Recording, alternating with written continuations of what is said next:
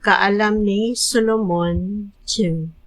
Sayop ang daotang mga tao sa ilang pag-ingon sa ilang kaugalingon.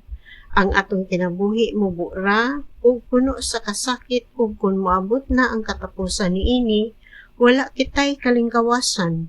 Walay tawo nga mibalik gikan sa kalibutan sa mga patay.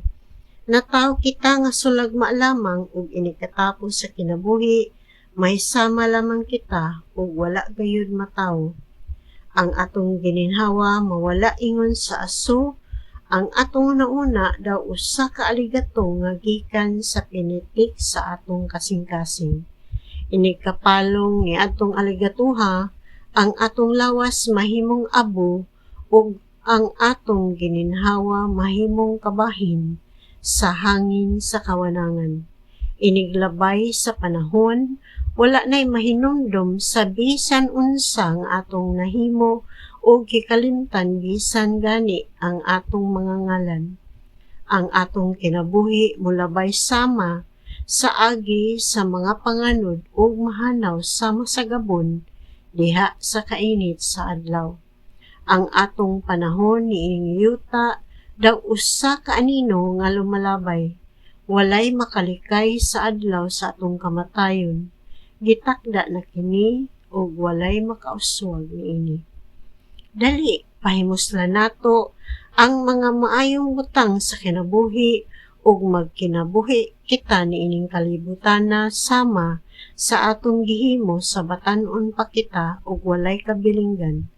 Moinom kita sa labing mahal nga mga bino o gamito nato ang labing humot nga mga pahumot. Dili nato palabyon ang bisan usa ka bulak sa tingbulak, sa dili pa malarag ang mga rosas, ato silang kutloon og idayan-dayan ta sa atong mga buhok. Mag-ambahan kitang tanan o magbilin kitag mga timaan sa atong mga hudyaka diha sa tanang dapit. Ingon ni ana ang kinabuhi ug ato kanang katungod. Atong daog-daugon ang kabus bisan kun sila matarong. Dili nato tahuron ang mga byuda o tigulang.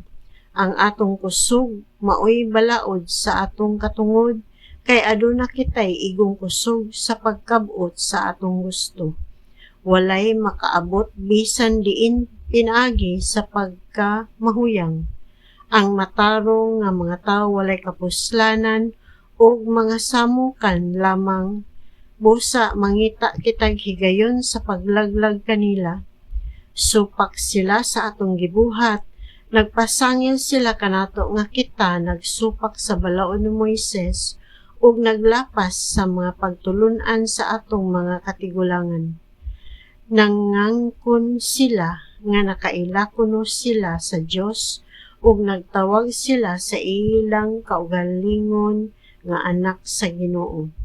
Dili kita makaagwanta sa pagtan-aw sa mga tawo nga sama kanila. Ang ilang kinabuhi sukwahi sa tibuok natong panghuna-una. Lahi sila sa ubang mga tawo. Lain ang ilang mga paagi. Naghuna-una sila nga ang atong sukdanan sa pamatasan, hilabihan kadautan, nga kinahanglan likayan ang tanan nga atong gibuhat. Nagpagarbo sila nga ang Dios mao ang ilang amahan ug nagtuo sila nga human masulti ug mabuhat ang tanan. Ang mga matarong lamang maoy malipay. Apan tan-awon ta kun tinuod ba kana. Tan-awon ta unsay mahitabo kun mamatay na sila. Kun ang mga matarong tinuod gayud nga anak sa Dios, ang Dios magluwas kanila gikan sa ilang mga kaaway.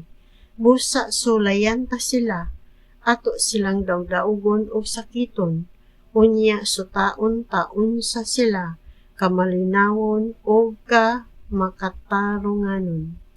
Sutaon ta asa kutob ang ilang pailog, silutan ta sila sa usa ka makauulaw nga kamatayon, kay nag-ingon man sila nga ang Dios maoy manalipod kanila. Ingon niini ang una-una sa daotang mga tawo, apan sayop sila, Nabutaan sila sa ilang kaugalingong kadautan. Wala gayud sila mahibalo sa mga tinago nga katuyuan sa Dios. Wala gayud sila maglaom sa mga ganti sa usa ka kinabuhi nga balaan ug walay buling. Sa pagbuhat sa Dios kanato dili niya tuyo nga kita mamatay. Gibuhat kita niya sama sa iyang kaugalingon. Ang kasina sa yawa mao ang nagdala sa kamatayon nganhi sa kalibutan, og sila nga iya sa yawa mao ang mga matay.